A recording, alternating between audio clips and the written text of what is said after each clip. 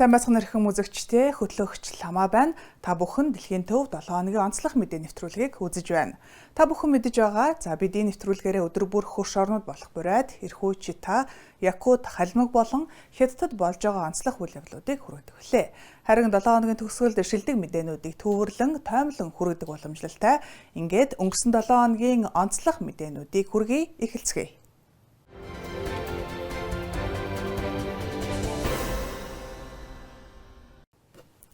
Эрүүл мэндийн манаанд 37 жил Бурайдын дорн дахны ангаах ухааны төв ойгоо тэмдэглэж байна. Бүх зүйл нэгэн санаачлагчийн төвдийн ангаах ухаанд татагдсанаас эхэлсэн бол өнөөдөр эртний уламжлал орчин үеийн технологиг хослуулсан өвөрмөц төв болон хөгжижээ. Тус төв хэрхэн 2 дахь төрлөө олж байна вэ? Эхний сурвалжлагаас хүлээн авна уу?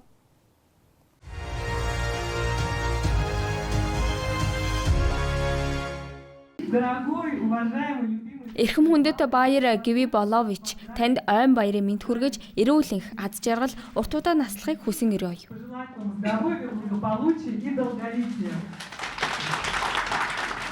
Энэ онцгой өдөр баяр Гиви Баловичийн хамт олон тэр дундаа Ахмад ажилтнууд нь хүрэлцэн ирж баяр хүргэлээ. Тэр 1980-ад онд тэдэнтэй хамтран дорнын ангаах ухааны төвийг хөгжүүлж эхэлсэн юм. Ленинград хотод мэргэжил дэвшүүлснийхээ дараа бүгд найрамдах эмнэлэгт мэдрэлийн мис засалчаар ажиллан шинжлэх ухааны судалгаа хийж байв. Тэр үедээ мөн төвдийн ангаах ухааныг сонирхож эхэлжээ. 1980 онд би профессор Александр Трофимович Качаны удирдлагаар зүү төндөрийн эмчилгээний сургалтанд хамрагдсан юм. Ирээд өөрөө биедээ эмчилгээ хийж эхэлсэн. Энэ бол дорны ангаах ухааны нэг чухал чиглэл. Түүнээс хойш төвдийн ангаах ухаанд улам их сонирхолтой болсон. Бурайдын уламжлалт ангаах ухаан нь гүн гүнзгий түүхэн өв шинжлэх ухааны суурьтай.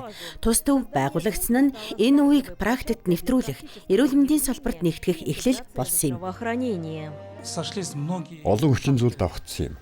Бурайдад эмчилгээний уламжлал байсан, доомч лам нарын нөөц байсан. Мөн датсан, мам датсан төгссөн сургалтын тогтолцоо байлаа. Мөн энэ бүхнийг нэгтгэсэн санаачлагч шин сэтгэлээс зорж явсан хүн байсан. Баяр Гиви Балович Балжир юм. Тус төв байгуулагдсанаар Бурайдын уламжлалт ангаах ухааны хөгжлийн шинэ үе эхэлжээ. Эмч нар дорнын уламжлалт аргыг орчин үеийн технологитой амжилттай хослуулснаар өвчтнүүдийн эдгэрэлт илүү хурцсаж байна. Өнөөдөр манай төв нь эмнэлгийн сэргээн засах болон гериатрийн чиглэлээр тэргүүлэх байгууллага болсон. 37 жилийн өмнө тавигдсан зорилго болох хүний эрүүл мэндийн төлөө уламжлалт ангаах ухааны хөгжүүлэх үйл хэрэг өнөөдөр чадгалагдсан үргэлжилж байна.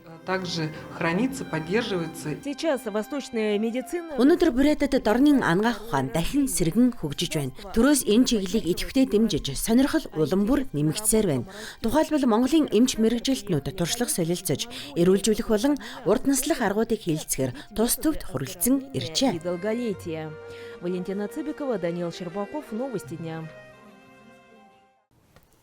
Улаан үдэд домог тасгалжуулагч Виктор Ивахиновын дурсгал зориулсан тэмцээн боллоо. Бурайд болон өөр байгалийн хязгаараас 180 гаруй өсвөрийн тамирчин дивизионд гарч чөлөөт бүх бол багаасаа төлөвшсөн тэсвэр зан чанарын илэрхийлэл гэдгийг харууллаа. Шилдэгүүдээр хэн тодорсон бэ? Дараах сурвалжлагаас үзээрэй.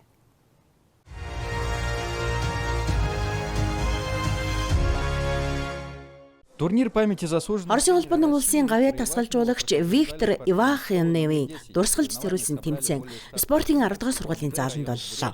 Тэмцээнд Улаан-Үд хот, Бурайдын аймагуд өөр байгалийн хязгаараас ирсэн 100 гаруй тамирчин оролцов. Тэд нас багч зорилгоо тодорхой тавьж, чөлөөт бүхий домгуудыг үлгэр жишээ болгож байна. Надад энэ спорт дасгалжуулагчийн заадаг арга барил мэхүүд их таалагддаг юм а.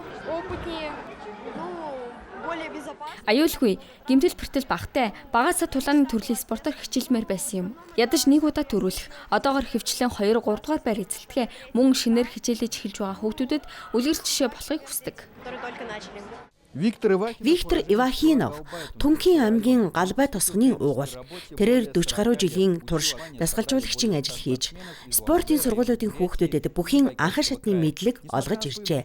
Энэ хугацаанд олон спортын мастер бэлтгэн гаргасан байна.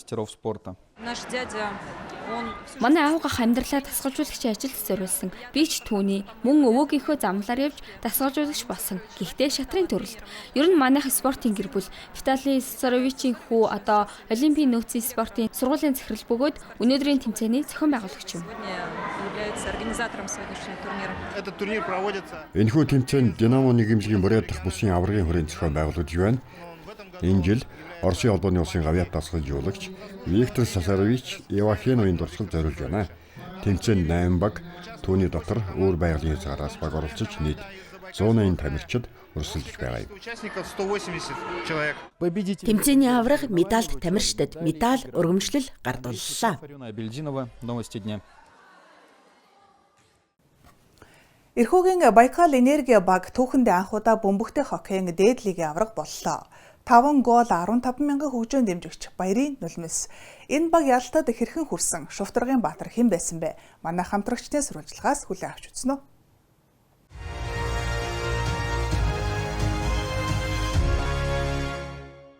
Хинч бууж өгөхийг хүссэнгүй. Дээдлигийн шийдвэрлэх тоглолтын эхний минутаас л Байкал энергия болон Маяк багууд ялалтын төлөө талбайд гарсан нь илт байв.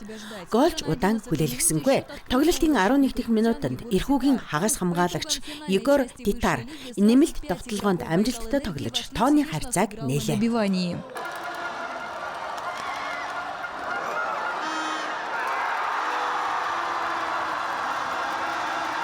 Хоёрхан минутын дараа зочин баг тоог тэнцвүүлв.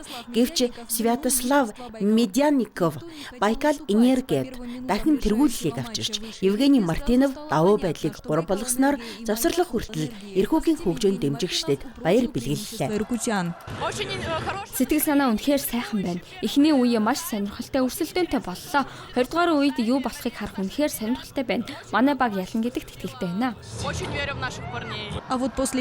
Харин завсарлагын дараа байдал түгшүүртэй болов.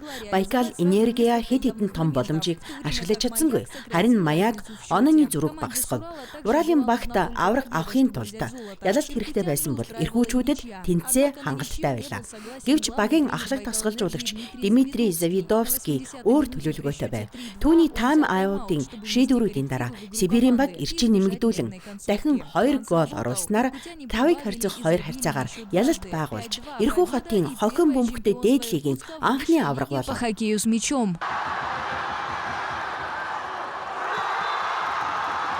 Тэмцээний финалийн дүнгээр Байкал энергия багийн 5 тоглогч бэлгэдлийн шигшээ багтжээ. Тэдний дунд хаалгач Павел Спасовч багтсан бөгөөд овг нэрийнхэн адилаар шийдвэрлэх мөчүүдэд бага олонтаа аварч чадсан юм. Тоглолтын хоёрхаас илүү эрхүүчүүд баярын төргийг хэлмээр байна. 5 дахь тоглолт хүчтэйхээ баг зэрэг сүлдсэн байсан. Гэхдээ бидэнд 12 дахь тоглогч хөгжөөнд дэмжигч байсан. Тэд л энэ пеналд бидэнд туссан. Тэдэнд маш их баярлалаа.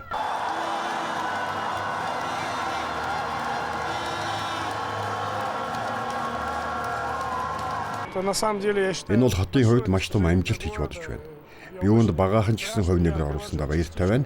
Үнэхээр их ад жаргалтай байна. Энэхүү түүхэн ялалт нь клубын өнгөрсөн жил ерөнхий ивент тэтгэгч N+ компани сонгосон шинэ стратегийн үр дүн юм. Тухайн үед баг өөрийн авиаснуудаа бэлтгэх, залууст түшиглэх бодлогыг баримталж эхэлсэн байна. Энэ бол үнэхээр гавьяатай ялалт. Сахилгават зөв бэлтгэл, зөв тоглолтын явц юм. Энэ бүхэн ийм үр дүн авчирлаа. Манай стратеги ийм сайхан үргэлжлэлтэй болсон баяртай байна. Бид аваргаллаа, Эрхүү хот аваргаллаа. Мөн энэ хүртэл биднийг дэмжсэн олон мянган хөгжөөнд дэмжигчдэд баярлалаа. Энэ нэрхүүчүүд хоккейд үнэхээр дуртайг харуулж байгаа юм. Энэ мөчийг бид маш удаан хүлээсэн юм. Үүнд хүрэхийн тулд уртцам туулсан. Манай залуусын хувьд тоглолтууд амар байгаагүй. Пеналд оролцсон бүх багуудад баярлалаа. Мөн багтаа хүч өгч үргэлж дэмжсэн хөгжөөнд дэмжигчдэд талархал илэрхийлье. Мэдээж энэ бол хөгжөөнд дэмжигчдийн баяр юм. Тэд багтаагаа хамт баяр гүнгийг хамттуулсан. Байкал энергия багийг улирлын турш тууштай дэмжсэн бөгөөд шийдвэрлэх тоглолтуудыг нийт 15 мянган орчим үзэгч үзжээ. Хээр талдах орхигдсон радиостанц урлагийн төвцөг болон хуурч байна. Өвөр байгалийн хязгаарт степ хэмээх өвөрмөц олон соёл наадмыг зохион байгуулахаар бэлтгэж байна. Хөгжим, арт бүтээлүүд, задгаа тэнгэрийн дорх шөнийн кино үзүүр. Хэн оролцох вэ? Яагаад үүнийг өөрийгөө нээх аялал гэж нэрлэж байна вэ? Дараагийн сурвалжлагаас үзье.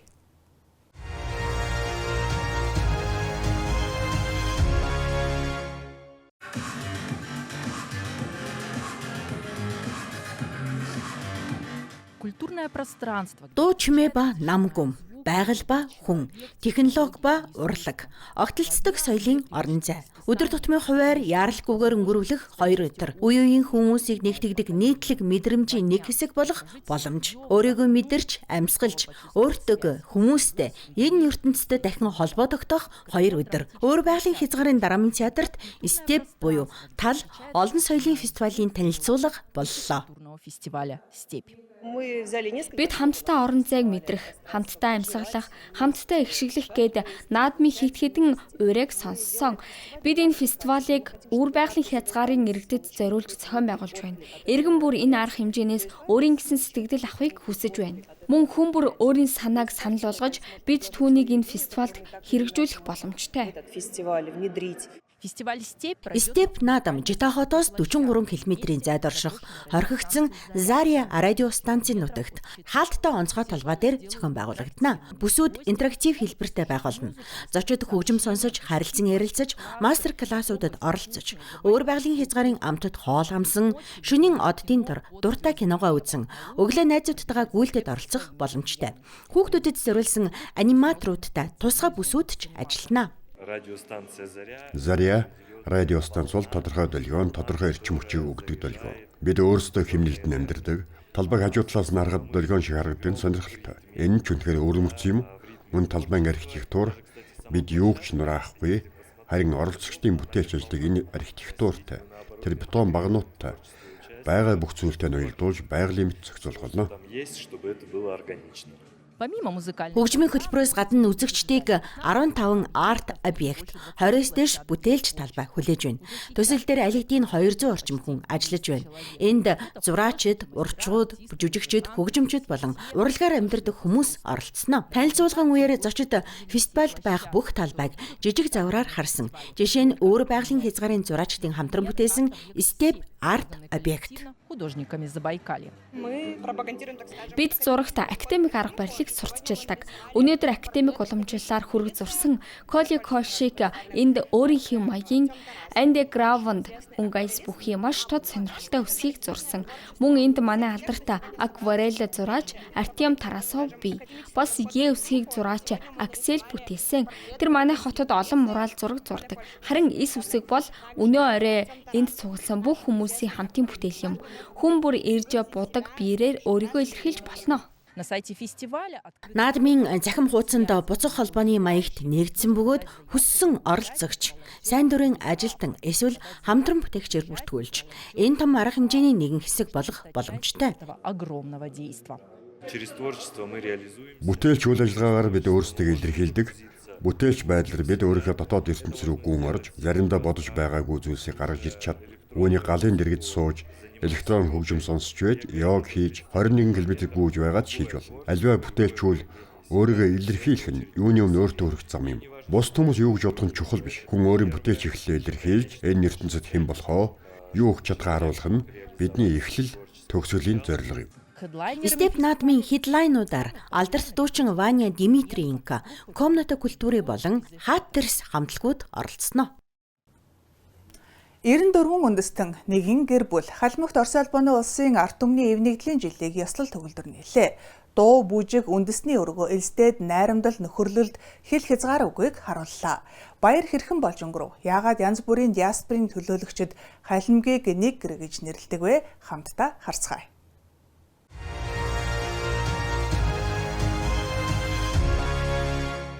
В листе торжественно Элисте хотод Оросын холбооны улсын ард түмнүүдийн эв нэгдлийн жилийг ёслол төгөлдөр нээлээ.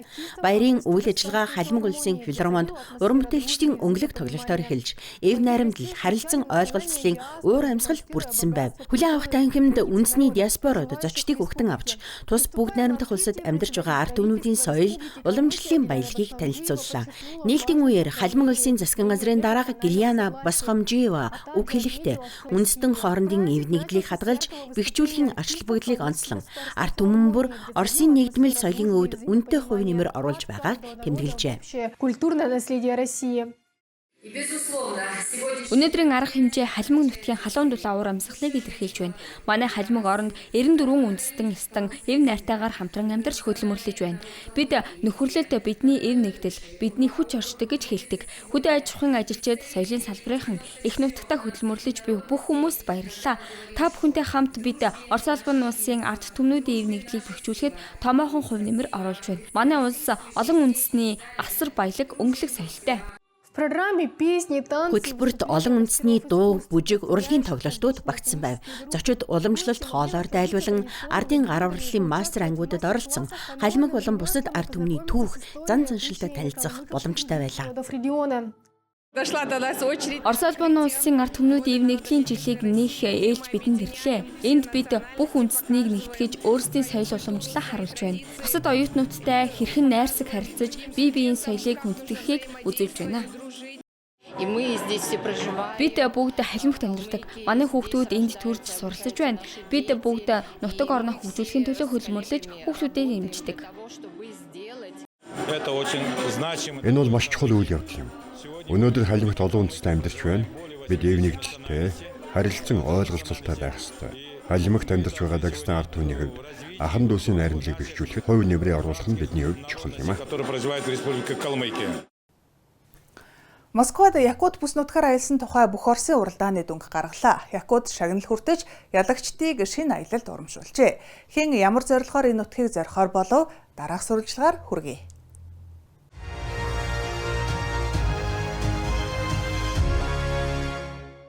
Всероссийский конкурс. Бүх Оросын алс дорнод адал явдлын нутаг уралдаан шинэ дэд амжилтуудыг тогтоосоор байна. 3 дахь улиралд шүүгчдийн шүүлтэд Орос орны янз бүрийн бүс нутгаас ирсэн 900 гаруй бүтээл хүргэгдсэн нь өнгөрсөн жилийнхээс нэг дахин их тоо юм байна.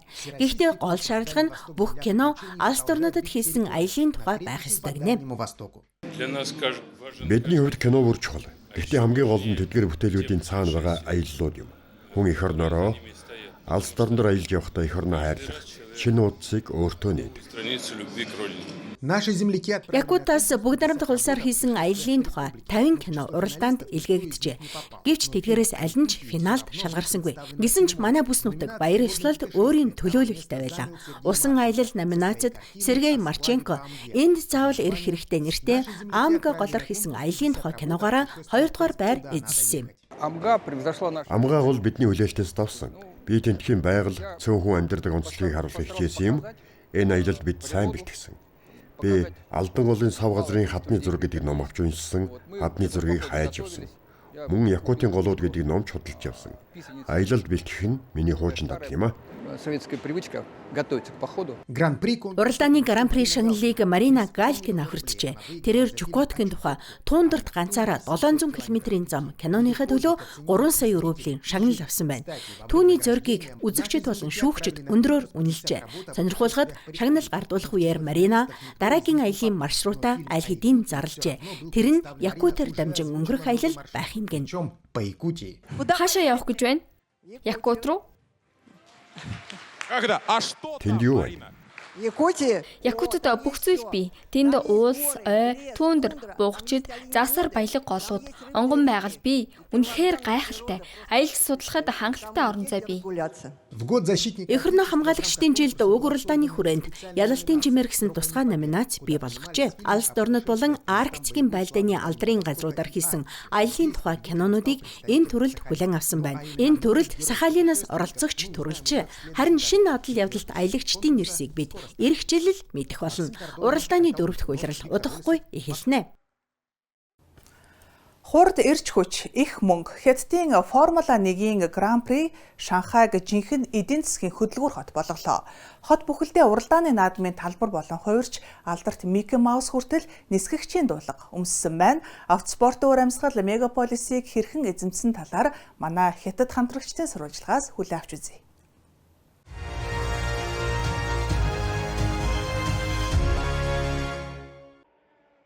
Формула 1-ийн Хятадын Гран При Шанхай хотын эдийн засгийн хүчирхэг хөдөлгүүр болж байна. Энэ бүхэн нутгийн голод Жоу Ган Югаас эхэлжээ. Сүүлийн жилүүдэд автоспорт болон Формула 1-ийн соёлыг тун их сонирхоод эхэлсэн. Энэ спортыг болон эх орноо төлөөлөх нь миний хувьд нэр төрийн хэрэг. Илүү олон залуу уралдаанчид мөрөөдлөө дагаж амжилт төрнө гэж найдаж байна. Энэ жил гол үйл явдал зөвхөн барианы шугамар хязгаарлагдсангүй. Гран При олон улсын аялал жуулчлалыг идэвхжүүлж, соёл, зугаа цэнгэл, жижиглэн худалдааны салбарт жинхэнэ хэрэглээний өсөлтийг бий болгож байна. Үнэн дээр хот бүхэлдээ хурд хэв маягийн наадам болж хувирчээ. Бид соёлын хувьд шинэ алхам хийхийг зорж байна. Жишээлбэл Gentle Monster зэрэг орон нутгийн брэндүүдтэй хамтран ажиллаж зөвхөн 3 өдрийн уралдааны үеэр биш, жилийн турш оролцоогоо мэдрүүлэхийг хүсэж байна. Бид орон нутгийн нийгмийн нэг хэсэг болохыг зорж байна. Хятад улс өнөөдөр технологи, инновацийн салбарт дэлхийн тэргүүлэгчдийн нэг болсон. Тиймээс бид Хятадын технологийн компаниудтай шинэ төслүүд хэрэгжүүлэхийг зорж байна. Ийм формат нь дэлхийн томоохон брэндүүдийг татаж байна. Эд шидийг мэдэр нэртэй шинэ компанид ажлын хүрээнд Walt Disney болон Формула 1 нэгдэж, Микки Минни Маус нар уралдааны хувцастаагаар гарч иржээ. Энэхүү хамтын ажиллагаа хэрэглэгчдэд цоо шин туршлага бэлэглэж байна.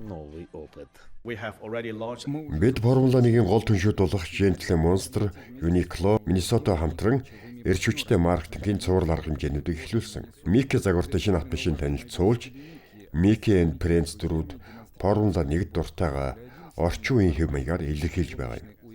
Уралдааны амралтын өдрүүд хэрэглээний дэвхийг хүчтэй өдөх болно. Гол сурталчилгааны нэгэн арга хэмжээ болох тогон тугны карнавал анх удаа Шанхайн 4 гол үзмэрийг холбож хотыг бүхэлд нь Формула 1-ийн тоглоомын талбар болгоно. Бид хотын аялал жуулчлалын боломжийг нэмэгдүүлж, жочдод Шанхайн эрч хүчийг бүрэн мэдрүүлэхийг зорж байна. Энэ нь Хятадын хөгжлийг дэлхийд харуулах боломж юм. Жишээлбэл манай 24 цагийн картингийн зам хотын унтдаггүй хэмнэлийг мэдрүүлэх боломж олгодог. Формула 1-ийн хуанал аль хэдийн шүтэн бишрэгчдийн хувьд дэлхийн аяллаа газрын зураг болжээ. Албан ёсны мэдээлэлээр Хятад дахь үзэгчдийн тоо 221 саяд хүрч 1 жилийн дотор 39% өссөн байна. Ийм идэвхтэй фэн соёл нь Шанхай Гран Пригийн амьд эрч хүч юм. Бид Канадаас ирсэн. Бид Оросоос ирлээ. Сидней, Австрали. Баасан гарагаас нэм хүртэл жинхэнэ баярын уур амьсгалд автдаг. Дэлхийн өнцөг булан бүрээс ирсэн фанатуудтай хамт цагийг өнгөрөөдөг. Миний бодлоор энэ бол календар дахь хамгийн олон улсын уралдаануудын нэг.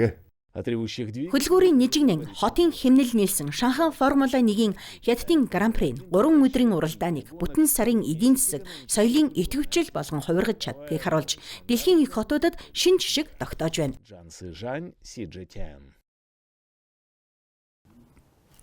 Хятадд сайн дурынхан болон хуучин загасчид нэгдэн янцын мөрний ховор сэрвээгүй далангахайг хамгаалж байна. Инээмсэглэдэг сахиус хэмээх эдгээр амьтдын тоо 1000 гаруй хөлдсөн ч загас агнуурын хориг хүний анхаарал халамжийн ачаар тоо толгой нь аажмаар сэргэж эхэлсэн байна. Хятад улс байгалаа хэрхэн хамгаалж байна вэ? Сүүлийн сурвалжлагаас үзээрэй.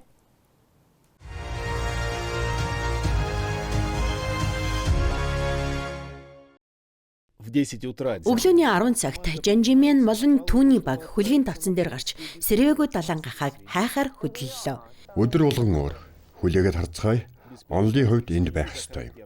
Сэрвээгүй далангахайг амны хэлбрээс нь болж инээмсэглэдэг сахиусан амьтад гэж нэрлэдэг. Гэвч эдгээр сахиусууд ус дахь аюулд ороод байна. Жанжимэн урд нь сэтгүүлч байсан ч 2012 оноос хойш энэ амьтныг хамгаалах ажилд зүтгэж эхэлжээ. Бидний гол зорилго бол сэрвээгүй далангахайг илрүүлж Нанкины орчмын усан бүсэд тархалтыг нь хянах ажил. Сэрвээгүй далангахаан зөвхөн янцсын мөрөнд амьдардаг. Пандатай адил Хятадд л байдаг онцгой төрөл зүйл юм. Гэвч загас агнуур, усан тээврийн эрчим жилт, эдийн засгийн хурдцтай хөгжил зэргээс шалтгаалan 1991-ээс 2018 оны хооронд тоо толгой нь 60 гаруй хувиар буурч 2700-аас 1012 болжээ. 2007 онд мөн янцсид амьдардаг ойрын төрөл болох Баяжи хэмээх цэнгэг усны дэлфин бараг устсан гэж зарлагдчихжээ. Үүнийг өөрчлөхийн тулд 2016 онд Хятадын эрх баригчид хамгаалалтын арга хэмжээг чангатхан 2021 онд Янцзын мөрний сав даяар 10 жилийн загас агнуурын хориг тогтоосон байна. Үүний дараа 2023 он гэхэд тоо толгой нь сэргэх шинж тэмдэг илэрч эхэлжээ. Загас агнуурын хориг болон хамгаалтын арга хэмжээ авахаас өмнө энэ нэрийг дагуу олон үйлдвэрүүд байсан. Одоо үйлдвэрүүдийг хааж ус намгарах бус болгоныг сэргээсэн. Зэгс ургамал ихтэй маш үзэсгэлэнтэй болсон. Ийм орчин сэргээгүй далайн хад тохиромжтой юм а. Такие районы подходят для обитания бесперых морских свиней. Теперь каждую неделю команда Дзян. Одоо Жанжиминий баг 7 хоног бүр орон нутгийн загас агнуурын алба цагтаатай хамтран эдгээр амьтдын аюулгүй байдлыг хяндаг. Түүний багт 10 гаруй хүн ажилладаг бөгөөд зарим нь өмнө нь загасчин байжээ. Мөн 10,000 гаруй сайн дурынхан бүртгэгдсэн бөгөөд тэд далайн гахаан шилжилт хөдөлгөөнийг ажиглах, эргийг цэвэрлэх, хамгаалалтын асуудалд олон нийтийн анхаарал хандуулахад оролцдог байна. Харж байна уу? Тэр байна. Би тэднийг анх хараад л дурлсан. Түүнээс хойш тэдний талаар илүү ихийг мэдхийг хүсдэг болсон. Намайг дахин энд ирэхэд хүргэдэг зүйл бол тэдний инээмсэглэл юм. Улс орон хэрэг хөгжсөн, хичнээн өндөр байрлах дэвшилтэт технологитой байсан ч Хятад улсаа байгаль хамгаалалд маш их анхаарал хандуулж байна. Сэрээгүй далайн гахаа Янцзын мөрний хүнсний сүлжээний оройд оршдог тул түүний оршин тогтнох нь байгаль орчны хамгааллын үр дүнгээс шууд хамаарна. Одоогоор Нанки орчимд 65 орчим тоо толгой бүртгэгдсэн нь өмнөх жилүүдтэй харьцуулахад мэдэгдэхүйц өсөлт юм. Одоо өмнө нь байгаагүй газарт ч гэсэн сэргээгүй далайн гахыг харж болно. Энэ амьдрах орчин нэмэгдэж тэлж байгааг харуулж байна. Мөн жилбэр шин төлөвлөлтөйгээ гол тоглож байхыг хардаг болсон. Энэ бол тоо толгойн сэргийж байгааг илтгэж байгаа юм. Это говорит о том, что популяция восстанавливается. Эрх баригчдын мэдээлснээр сүүлийн 10 жилд Янцзын мөрний усны чанар эрс сайжирчээ. Загас агнуурын хориг тавьснаас хойш 5 жилийн дараа загасны төрөл зүйл 35-д хүрсэн байна. Гэвч энэ нь экосистем бүрэн сэргэсэн гэсэн үг бишээ. Сэргээгүй далайн гахаан үржил онцлогтой хээлтийг хугацаа 1 жил бөгөөд нэг удаа л ганц төл гаргадаг байна. Сэргээгүй далайн гахаан хүнтэй ойр орчинд амьдардаг. Тиймээс бид тайвшрах ёсгүй. Хамгаалтын арга хэмжээ өргөжлөх ёстой. Голын тээр одоо ч аюул учруулж байгаа юм. По-прежнему угрожают виду. Хятадын 15 дахь 5 жилийн төлөвлөгөөнд ногоон хөгжлийг шинжлэхийн гол чиглэл гэж тодорхойлсон. Нүүрс хүчлийн хин ялгаруулыг бууруулах, бохирлыг багасгах, эдийн засгийн өсөлтийг хадгалагтай зэрэгцэн байгаль хамгааллыг сайжруулах зорилт тавьж байна. Сэргээгүй далайн гахаан гол амьдрах бусад хуучирсан үйлдвэрүүдийг хааж голын эргийг сэргээсэн юм. Мөн орчин үеийн байгаль дээлтэй үйлдвэрлэлийн бүсүүдийг байгуулж байна. Цаашид бид инээмсэглэдэг сахиусуудаа хамгаалсаар байх болно. Хятадын байгаль хамгааллын бодлого нь энэ ажлын суурь болж байгаа ч амжилтад хүрэхэд Жанмин шиг энгийн хүмүүс сайн дурын ажилтнуудын үүрэг хамгийн чухал хэвээр байна.